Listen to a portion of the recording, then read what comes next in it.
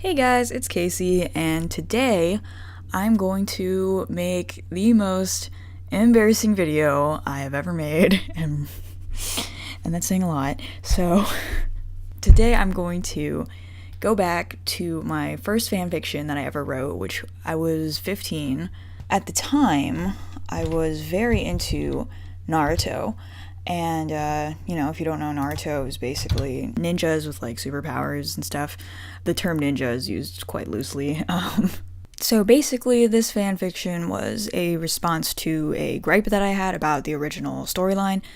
There's this part in the war arc where bad guys use a special little magic technique or whatever to revive dead ninjas to fight for their side. And one of the dead ninjas that was revived was Hisashi Hyuga. He has a complicated history with his brother Hiyashi. Yes, I know they have almost the same name. That's very annoying.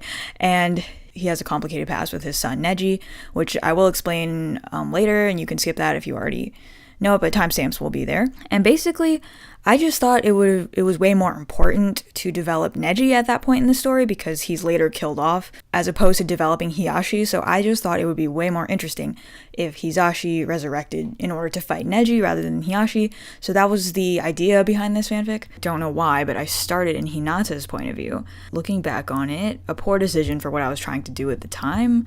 But if I change my goal a little bit, it actually could be quite interesting. Alright, so now I'm going to explain a little bit of context about the backstory of the characters in this fanfiction, because it's relevant later on in the video.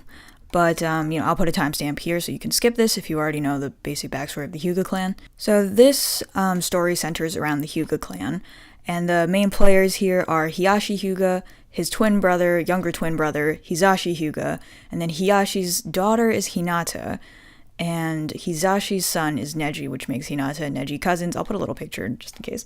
So basically the backstory is the Hyuga clan has this special ability called the Byakugan, and other ninja clans want to steal it by, capturing somebody with the Byakugan and then studying it. So basically another ninja clan tries to kidnap Hinata when she was a child in order to steal the secrets of her special power, the Byakugan.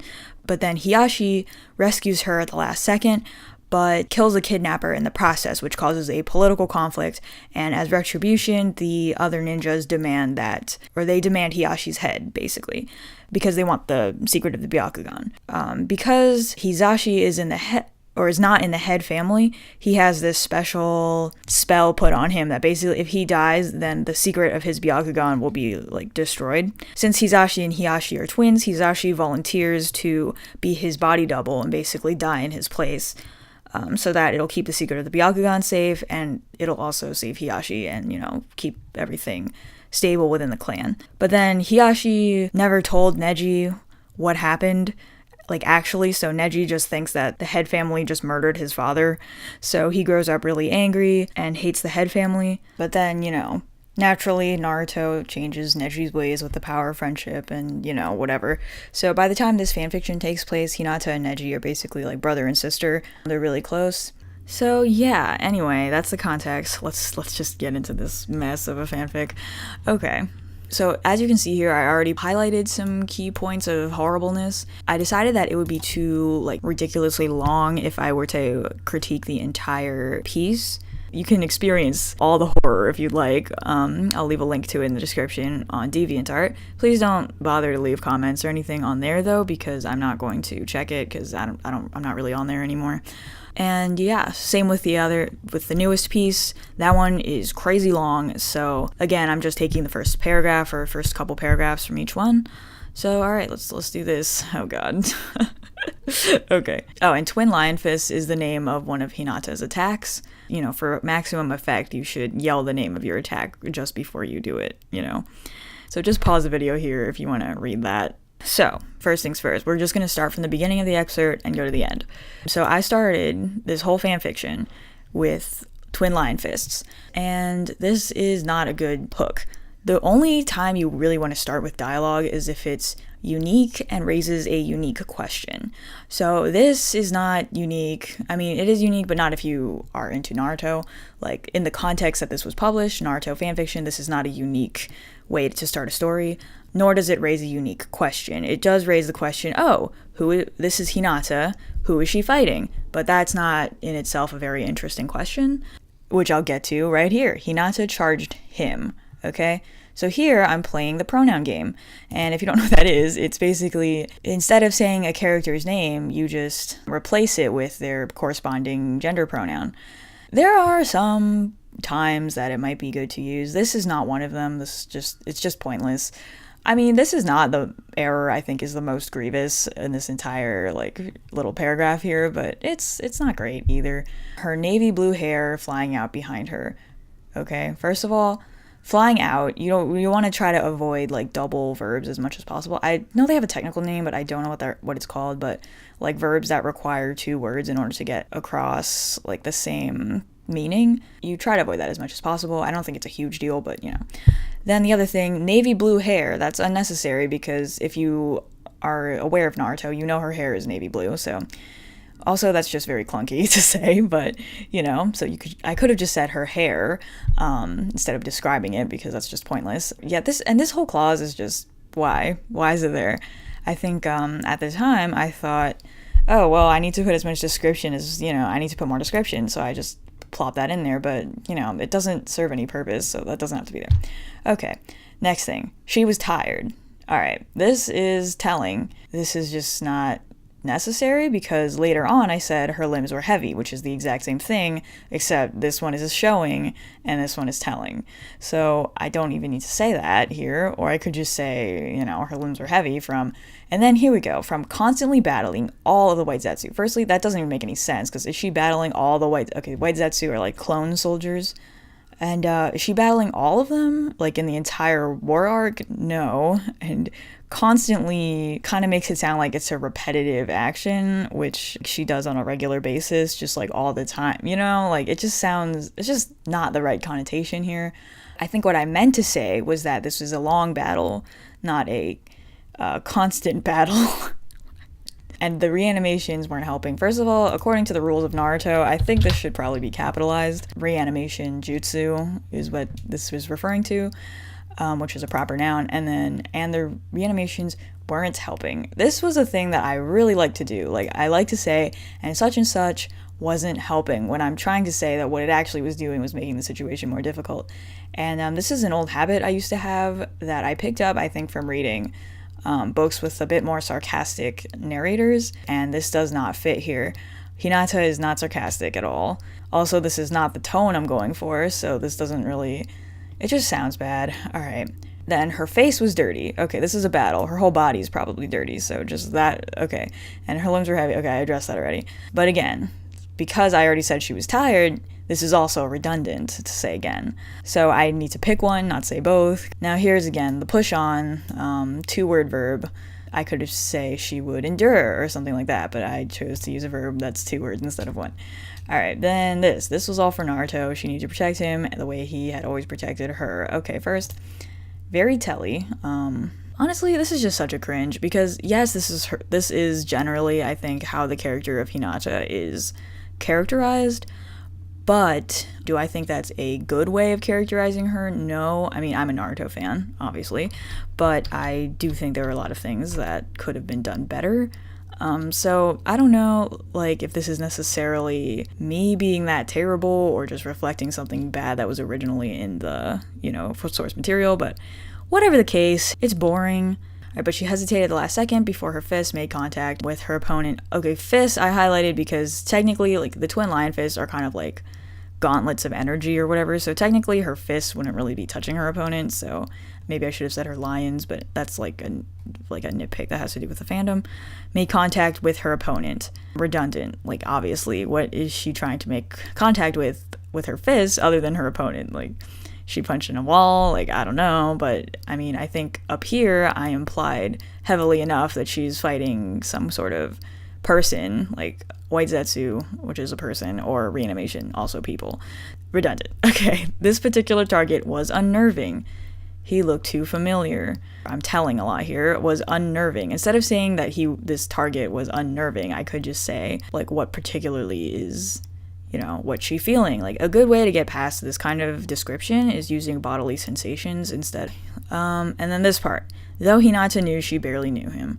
This is one of those scenarios that I didn't read it out loud, and I just didn't really realize how ridiculous this sounds. It's like, you know, it's like, I know you know he knows they don't. Okay, stop. All right. Yeah, so that's basically my gripes about my first paragraph of this. Or, like, I don't think it's horrible. Like, I've definitely written stuff that's worse. However, definitely there's some bad habits that I'm doing here, and a lot of stuff that could have been better executed. Alright, now I took 2 paragraphs from the most recent fanfiction because there's not as much that I had problem with. This one is a My Hero Academia fanfiction. It was published almost exactly 3 years after the first Naruto one that I just showed you.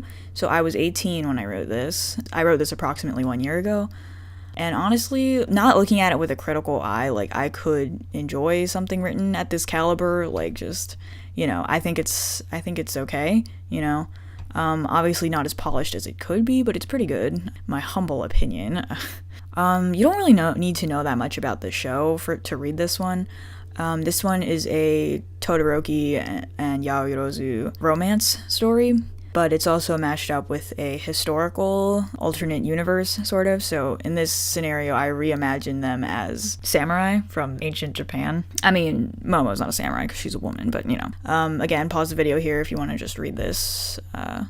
Alright, Shoto knew it was wrong to be thinking of her, especially now. So, again, I'm playing the pronoun game here. However, I think in this particular context, it doesn't matter much because they know that it's obviously Momo that he's thinking about, because I would have labeled it a Todoroki x Yaoyorozu fanfiction. Obviously, I'm still learning, so I don't really know how I would feel about this in an original fiction. Alright, her home loomed ahead, blending in with the darkness until he stood directly in its shadow. So the problem here is like a location problem. So here I said that her home is ahead, implying that he's kind of far away from it. I didn't indicate that he moved at all, but then I said now he's standing directly in its shadow, which implies he's like literally on the doorstep. It just creates a little bit of dissonance, like geographically speaking. Alright, the front door stood with its familiar stern severity, decorated with intricate iron ornaments, intimidating and solid. I think what I was doing here was trying to create some kind of flow with the words, and I'm not a poet, but I do enjoy like feeling some kind of rhythm in each sentence or in sentences that I write, particularly description and long sentences. I know that's a very controversial, I guess, way of thinking, because some people are like, oh, she's just trying to be like pretentious or wax poetic or whatever, which, I mean, maybe it's true. I mean, I'm not trying to be pretentious, I just like the way it sounds when there's like some kind of rhythm. However, the mistake I made here is that this, like, intimidating and solid, both very redundant descriptions. So if I'm going to try to play around with the flow, I should say something new with each clause, like instead of saying something like that I literally just said. So intimidating, I already said that. It's stern and severe.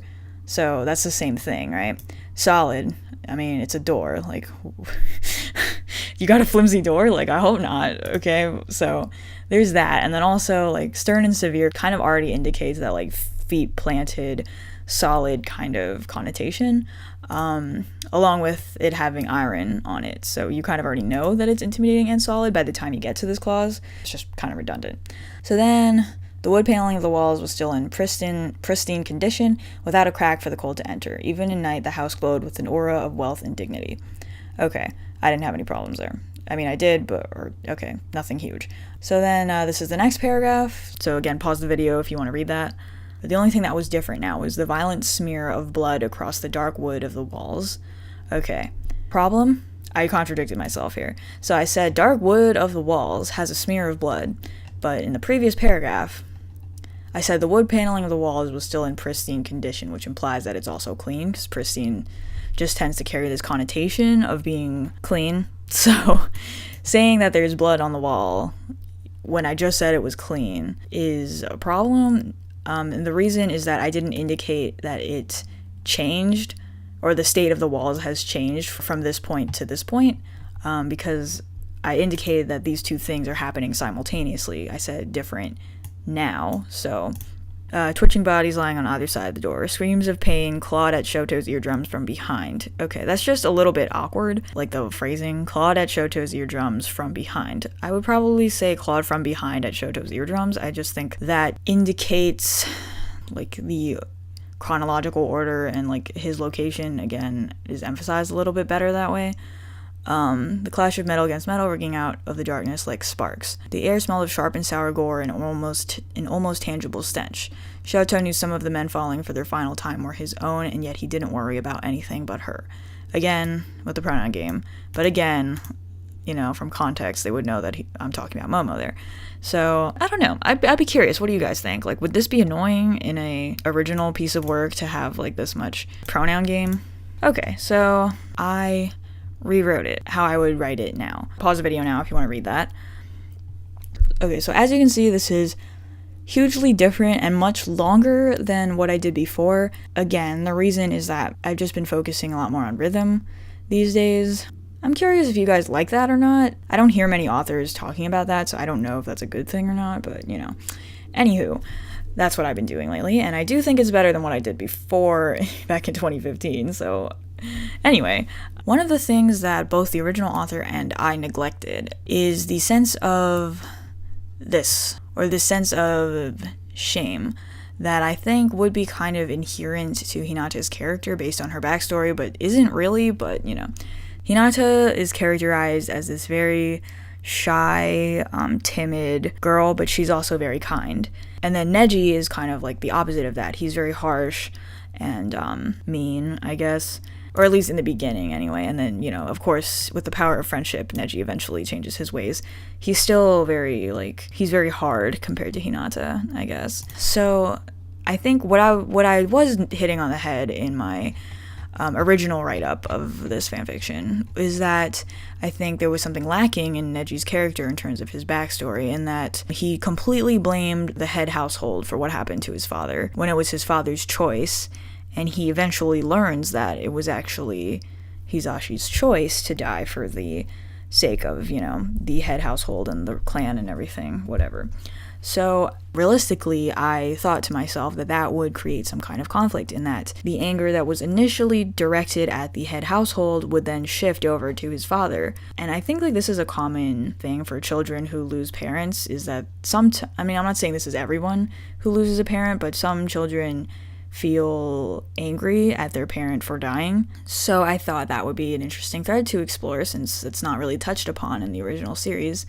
And that's what I was trying to do in the original write-up of the fiction, and I think I did that, more or less.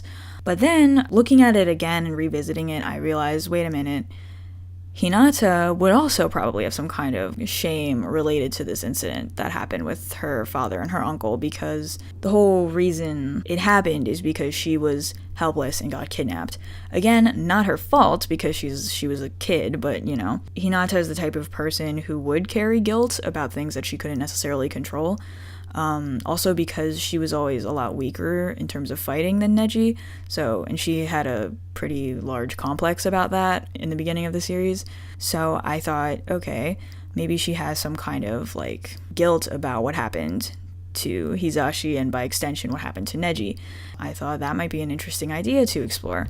I mean, I'm not going to, because I'm definitely not going to go through the suffering of rewriting this entire fanfiction, but that's why I added this element of shame, because I think it would have been an interesting thing to explore in this fiction, especially since I kind of added Hinata's point of view for like literally no reason. The whole thing could have just been in Neji's point of view and it would have been fine. So if I'm going to include Hinata's point of view, and I wanted to rewrite it in the same point of view, so I was like, well, you know, if I'm going to do that, I may as well add some like character development or, you know, character psychology for Hinata as well. So yeah, that's what I did for that one. Okay, now this is the second one, the My Hero Academia one. Okay, wait, again, you can pause the video if you want to read that. And I'm just going to point out like the differences here. So her home loomed over him, blending in the darkness until he stood directly in its shadow. So if you remember before, I said her home loomed ahead, and that created like a geographical discrepancy. So here I fixed that by saying the house loomed over him, which means that he's like on the doorstep or close to it, and then directly in its shadow, yeah, he's close to it. So that matches now. The front door stood unyielding, ornamented delicately in iron, familiar to him in its stern severity. So here what I did is I wanted to preserve that rhythm of these like bazillion commas and stuff. I know I use a lot of like little clauses and stuff like that, and I know some people find that annoying, I know, but I do that because it slows me down when I'm reading also, because I'm a very fast reader, so sometimes like if the sentences aren't like complicated like this, I tend to just speed through it and I'm like, what just happened? And here we go, here's what I changed. So I took out intimidating. I took out intimidating and solid and replaced it with unyielding, because I think that's a little bit more of a personification there. And that's what I was kind of going for here. I wanted to personify her house and through that personify his opponent. So let's see, ornamented delicately in iron. Now, originally it said intricately ornamented in iron or something like that. I mean, intricate in iron already creates some kind of contrast, because usually you don't think something iron would be super intricate. You think it's like, oh, it's like plain and strong or whatever. I mean, maybe you don't have that connotation, but I do. But ornamented delicately, I think delicate and iron have a lot stronger contrast. While you may think that iron is intricate sometimes, like you wouldn't call iron delicate, quote unquote weird description, makes me pause more. Again, very fast reader, so it helps me. Then I said the wood paneling of the surrounding walls was still unmarred, without even a crack for the cold to intrude. So before I said pristine, and I told you before what my problem was with pristine. So this time I changed it to unmarred. Instead of having something that means it was unmarred, I like to include like a negated adjective. I don't know if that's the proper term for it, but like marred, unmarred. So this is like the negated form of marred. And the reason I wanted to do that is because it presents the idea that this surrounding wall should be marred or is about to be marred, or like there's a high possibility that it could be marred or might have been marred at some point. Pristine doesn't really have that same connotation, so that's why I changed it to unmarred. Okay, even at night, the house glowed with an aura of wealth and stubborn dignity. So I added stubborn. I think it increases, again, the personification of the house and by extension, Shoto's opponent. The only thing that was different now was the glistening pool of blood, moonlit rubies soaking slowly into the thirsty ground, twitching bodies lying on either side of that imposing door. So again, I changed it because, first of all, I still wanted to keep something to do with blood, because I think that imagery is a good contrast from the previous paragraph. So that's why I still wanted to keep something about blood. But also, what didn't really make sense in the original is that I said that there's like some blood on the wall, and then I said, oh, there's some bodies on the ground. I mean, it's possible for blood to get on the wall, but I said smear instead of splatter, which kind of implies that they were bleeding and then were rubbed against the wall before falling onto the ground on either side of the door. So I think this just makes a little more sense, logistically speaking. Yeah, again, with the purple prose, I just like how this sounds. Again, I talked about the screams of pain clawed from behind at Shoto's eardrums. It establishes like the relative positions of these screams and Shoto's eardrums like earlier, so that it doesn't seem like an afterthought. So the point of making this video is that I wanted to show, not a response, this is like a follow-up to my previous video on fanfiction, which I'll link in the description. I was arguing that writing bad fanfiction is productive and good for becoming a better writer. And yeah, I did age 3 years between these two pieces of writing, but I mean, also I was practicing only by writing fanfiction. Like, I wrote no original fiction during those 3 years. And during those 3 years, I was reading a lot of tutorials. I was watching like writing videos, just collecting like writing advice from everywhere that I possibly could, and practicing through writing fanfiction. But yeah, there it is. Let me know your thoughts on all of these, I guess, in the comments, particularly the rewrites if you have critique, because, you know. And my sister, Extra Feathers, wants me to do this for my original writing, because I have even older original writing. Like, I have original writing that's almost 10 years old, so if you'd like to see that, let me know, I guess, and I guess I'll do it. Frick. But, you know, through that I can also share a little excerpt of my current work in progress, so I don't mind. So yeah, let me know if you found that helpful. If you want me to do more videos on like writing and stuff like that, then let me know if you have any like specific questions you'd want me to address, because again, I'm not like a published writer, but if you like what I do, then, you know, you can ask me for advice if you'd like. Anywho, yeah, that's it for this video. Thanks for watching. I hope you enjoyed. Check out my other social media accounts if you like. I update my Twitter most frequently. Give this video a like and subscribe if you'd like to see more videos like this. And yeah, I'll see you guys in another video. Bye!